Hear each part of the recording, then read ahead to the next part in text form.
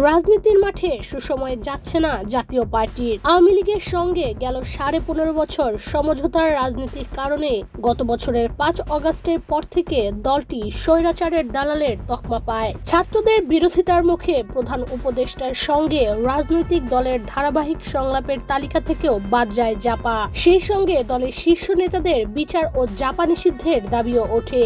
পরিস্থিতি সামাল দিতে দল প্রধান জি.এম. কাদের ছাত্র আন্দোলনের শুরু থেকে পক্ষে থাকার কথা বললেও কাজ হয়নি। পরিস্থিতি আঁচ করতে পেয়ে রাজনৈতিক ভোল পাল্টাতে শুরু করেছে জাতীয় পার্টি। পিঠ সামলাতে আওয়ামী লীগের ঘর সংসার ত্যাগ করে বিএনপির পক্ষ নিচ্ছে দলটি। নতুন এই রাজনৈতিক কৌশল শুধুমাত্র আগামী জাতীয় সংসদ নির্বাচন সামনে রেখে। বিএনপির কোলে ওঠার জাপান নতুন এই কৌশল নিয়ে বেশ আলোচনাও হচ্ছে।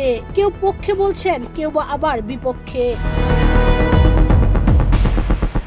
গত 7 জানুয়ারি উন্নত চিকিৎসার জন্য লন্ডন যান বিএনপি চেয়ারপারসন বেগম খালেদা জিয়া। এর আগেই তার সুস্থতা কামনা করে বিবৃতি দেন জাতীয় পার্টির চেয়ারম্যান জি.এম. কাদের। গেল 15 বছরে এরকম বাস্তবতা জাপার পক্ষ থেকে আর দেখা যায়নি। মূলত এ ঘটনার পর থেকে জাতীয় পার্টির রাজনৈতিক ভোল পাল্টানোর বিষয়টি বেশ আলোচিত হচ্ছে। তবে এই বিবৃতির মধ্য দিয়ে জাতীয় পার্টি বিএনপির কতটুকু আস্থা অর্জন করতে পারবে বা বিএনপির সঙ্গে মিলতে পারবে তাই এখন দেখার বিষয়। বিবৃতিতে খালেদা জিয়ার সুস্থতা কামনা করে জি.এম. কাদের বিএনপির ভারপ্রাপ্ত চেয়ারম্যান তারেক রহমান, পরিবারবর্গ এবং বেগম খালেদা জিয়ার অনুসারীদের প্রতি সহমর্মিতা জানান।